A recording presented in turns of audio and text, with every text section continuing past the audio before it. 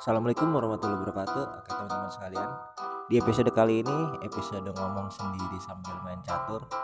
Kita akan mencoba permainan catur ya. Ya kita ini kawan komputer ya. Kita pilih dulu. Set. Kita pilih level yang paling hard ya, yang paling susah ya. Terus kita play. Oke, selamat menyaksikan. Oke, jadi begini teman-teman ya. Sebelum kita mulai permainan ini, jadi ini sebenarnya episodenya episode ngomong sendiri nih. Ngomong sendiri sampai main catur gitu ya. Emang agak kesulitan nih, sambil mikir sambil ngomong sambil menjelaskan sesuatu agak kesulitan. Pasti ngomong saya akan tersendat-sendat gitu ya. Cuman ya saya akan bercerita sebaik mungkin dan mudah-mudahan bisa dipahami oleh teman-teman ya. Oke, kita mulai aja nih. Oke, set. Anjrit, ini patih lawan udah mulai muncul nih.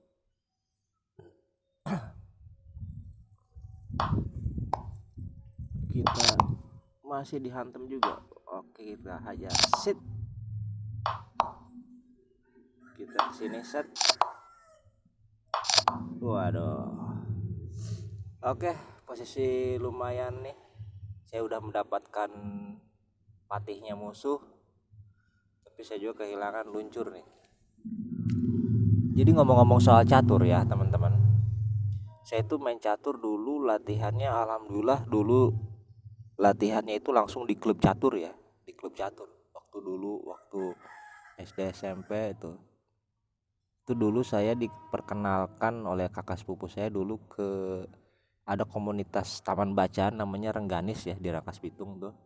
Kalau dari Husada itu di di sebelah kiri rel tuh ya, ada rel kereta api tuh, masuk ke gang itu ada tempat taman bacaan Rengganis. Jadi Rengganis ini satu sisi taman bacaan, dia itu menyediakan berbagai macam buku-buku silat ya. Kopingho, Asmaraman S Kopingho. Nah, saya di situ waktu kecil diajak ke situ, tujuannya itu supaya saya itu punya hobi minat baca gitu ya. Punya minat baca, terus uh, kakak sepupu saya, paman-paman saya itu mengajari saya, ini nih, baca nih Kopingho gitu kan. Buku-buku silat nih, supaya kalau saya suka buku silat, buku Kopingho, nantinya saya ke depannya itu senang baca buku gitu. Awalnya sih saya ngapain juga nih ya baca-baca buku kayak gini, udah bukunya tebal gitu kan, terus harus beda sama komik ya. Kalau dulu kita kan anak kecil lebih suka komik karena ada gambarnya, itu nggak terlalu susah untuk berimajinasi gitu, karena kan ada gambar yang bisa kita ikuti petunjuk-petunjuknya gitu. Nah tapi ketika kita baca buku Kopingho, misalkan buku Sintiao Hyaplu atau Tolyongto atau buku Xiangsu, nah kita yang membaca yang membayangkan gitu. Nah, di situ kan luar biasa deh. Cuman nah ketika saya dipaksa untuk membaca buku, tapi di situ juga ada catur. Nah klub catur itu di Rengganis memang ini jadi bersamaan ya dia taman bacaan, ya dia klub catur gitu. Walaupun memang namanya beda gitu, saya lupa lagi nama komunitasnya apa gitu. Cuman ketika itu ya saya main catur di situ ya, saya belajar catur juga di klub catur di situ gitu, di Rengganis itu gitu. Lumayan lah gitu, ada berbagai macam. Dulu walaupun saya nggak mengerti, saya belajar catur itu di situ. Dulu pemilik Rengganis itu bawa bapak, saya nggak tahu namanya siapa, saya sebutnya Pak Alfred Hitchcock gitu ya. Karena orangnya gendut, misterius, dingin lah gitu, dingin. Ngomongnya betak-betuk aja gitu. Celetak-celetuk gitu ngomongnya gitu ya, orangnya serem lah gitu, jangkung, gendut, ya sebut sajalah Pak Alfred Hitchcock gitu ya. Nah Pak Alfred Hitchcock ini dia punya rumah yang kecil sederhana, tapi asri rumahnya gitu ya, banyak tanaman-tanamannya. terus ada kawat kawat yang ditanami tanaman merambat itu ya, jadi asri banget lah, teduh lah di situ. Nah di situ saya belajar catur, terus belajar baca buku juga gitu kan. Dan alhamdulillah gitu ya, walaupun dulu saya nggak suka buku-buku Kopingho, tapi setelah dewasa nih kemampuan untuk menyukai buku itu tumbuh gitu, karena dulu saya dididiknya membaca buku-buku Kopingho gitu. Mungkin itu ya salah satu faktornya gitu. Salah satu faktornya karena dulu saya diajarin untuk menyukai buku Kopingho, dipaksa gitu kan, walaupun nggak suka dipaksa baca. Akhirnya daya imajinasi saya, daya analisis saya terbentuk gitu ketika saya dewasa gitu. Dan alhamdulillah ketika dewasa saya belajar buku-buku yang mungkin agak-agak lebih berat lah, misalkan buku-buku ceritanya. Kalau dulu kan sebatas Kopingho, kalau udah dewasa kan saya belajar buku, misalkan baca bukunya pledoinya Bung Karno, misalkan Indonesia Menggugat. Terus bukunya siapa ya, misalkan Bung Karno, ada juga buku Di Bawah Revolusi misalkan. Terus bukunya Ibu Kartini misalkan, kumpulan surat-suratnya itu ya. Terus ya macam-macam deh, alhamdulillah gitu, karena itu juga salah satunya terbentuk lah proses mencintai saya kepada buku itu seperti itu. Dan akhirnya ketika kuliah pun saya berani untuk beli buku gitu kan, seperti itu. Nah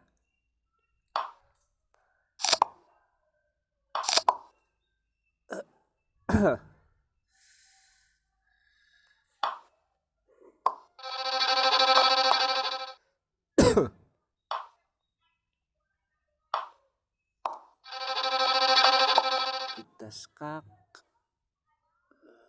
ini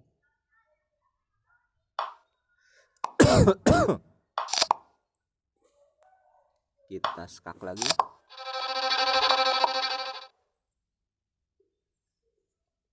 Nah kemudian setelah dulu kira-kira saya belajar di Rengganis itu ya, belajar baca buku dan juga belajar mencatur itu tahun 90-an lah. Karena dulu saya itu masa-masa kecil sampai masa-masa remaja itu saya habiskan waktu tahun 90 sampai tahun 98 ya, dari SD, SMP, SMA. Nah kemudian tahun 2001 nya saya kan kuliah ke Bandung gitu ya. Nah ketika saya lulus kuliah itu tahun 2006, saya ingat kembali lah, saya rindu lah gitu. Saya rindu nih, wah dulu saya itu anggota Rengganis loh dulu. Saya ngumpul di klub buku, saya ngumpul di klub catur gitu kan. Saya pengen kembali lagi lah ke sana, pengen mengenang ibaratnya. Pas tahun 2006 tuh, 2006 2007 saya ke situ.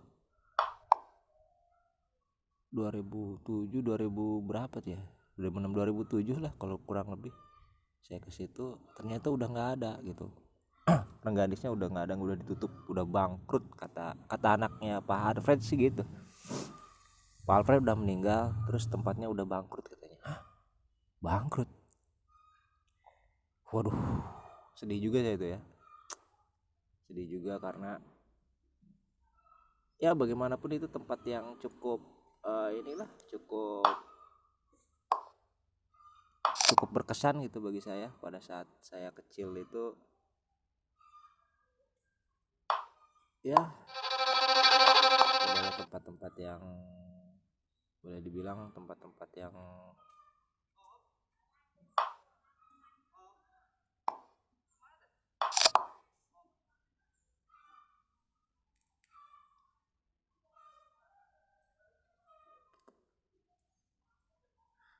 ya tempatnya bangkrut, terus nggak ada yang nerusin gitu kan. Akhirnya ya taman bacaan itu hilang gitu ya.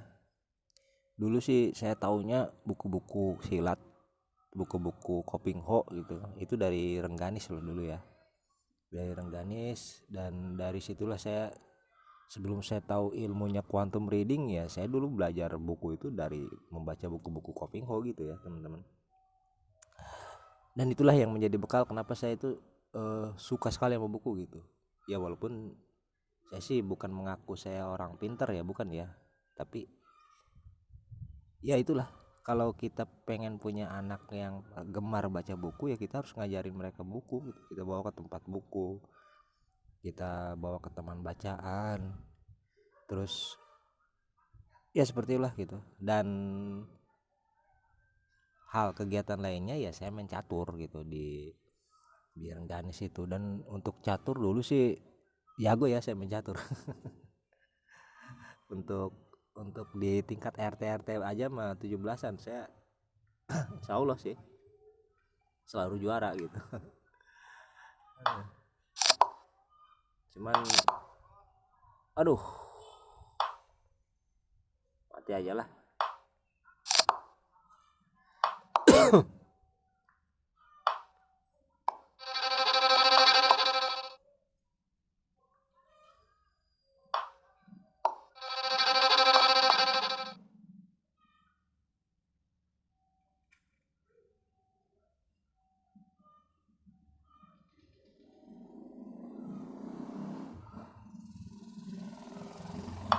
Skak.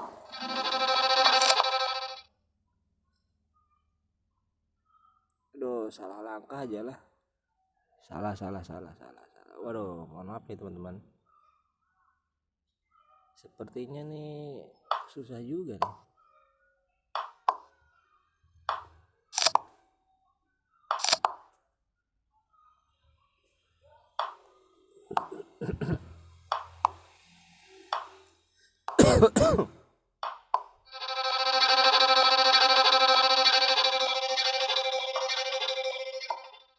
Waduh, kehilangan luncur nih. Parah.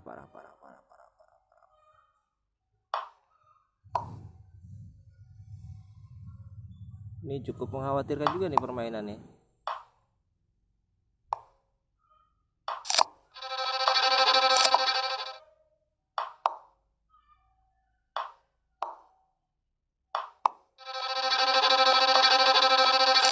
Nah, lumayan nih.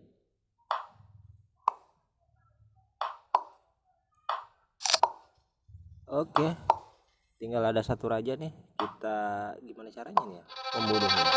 Agak susah nih. Kita giring ke pojok aja deh.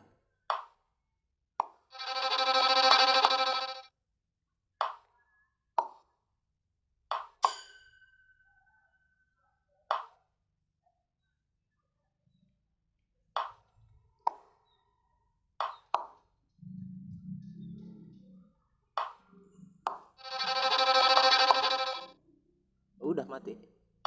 Kita hajar aja dan saya menang nih. Win. Oke. Ya seperti itulah teman-teman cerita saya dulu belajar catur di Rengganis. Dan untuk di Rangkas Bitung saya nggak tahu ya klub catur di mana ya sekarang. Saya nggak tahu. Mungkin untuk teman-teman yang tinggal di kota Rangkas Bitung Banten, kalau tahu klub catur itu di mana, mungkin boleh komen di kolom komentar. Silakan gitu pendapat kalian di mana. Apa kalian punya pengalaman tersendiri ketika baca buku atau main catur misalkan? Silakan tulis di kolom komentar. Terima kasih. Assalamualaikum warahmatullahi wabarakatuh.